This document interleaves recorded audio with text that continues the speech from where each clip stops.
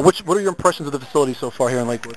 It's a lot nicer than where I came from in Williamsport, but the locker room's great. Field is beautiful. Sounds like we get a lot of people every night. Can't wait to play in front of them. Talk about your draft experience last year, third rounder. Were the Phils among your teams that you were kind of leaning towards or preference-wise? I was, whoever got me, I was going to be happy with, and I hadn't heard from the Phillies since the fall, and filled out some paperwork for them, and then got a few calls in the night before by a bunch of other teams. Didn't hear from them, and then they come out and tell me we were actually practicing. Said Phillies got you. Oh wow, and it's kind of unexpected, but I'm glad I'm here. So it was a bit of a surprise. Now you were at practice. Who came to you? Who told you? How'd you get the news, and how'd you celebrate? We were practicing. We were getting ready for TCU in a super regional. The baseball operations guy came out and told me. We were excited. Then a few more of guys on my team got drafted, and then we had a good time that night. Do you think last year's experience working with a lot of these pitchers could benefit you and the pitchers as well as a battery here going forward with Lakewood up a level in 2011? Absolutely. Having a good connection with your pitchers is always a big thing, no matter what level you're at. But as far as calling games, you pretty much on the same page. And you can talk things out, get my understanding, their understanding, and then work a lot better together. How did your spring training go? Down there in Clearwater, and maybe what were some of the highlights for you? I hit the ball really well. Had a good spring training. Felt like I was game ready about 2 weeks into it. But hit a couple home runs, threw a bunch of people out.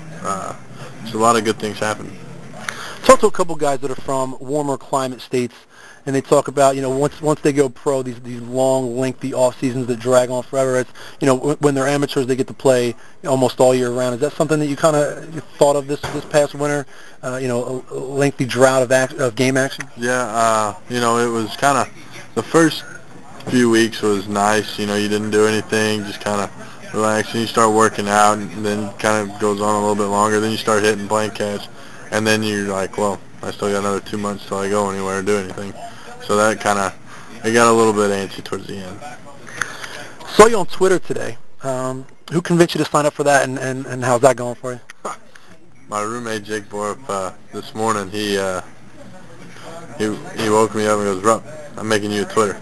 I said, "Okay, you do it." So he's done it all. He's got it all under control.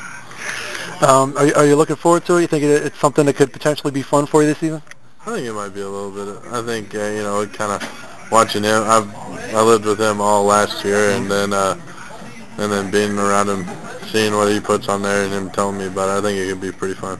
Seems like an interesting way to bond with some fans, other people too.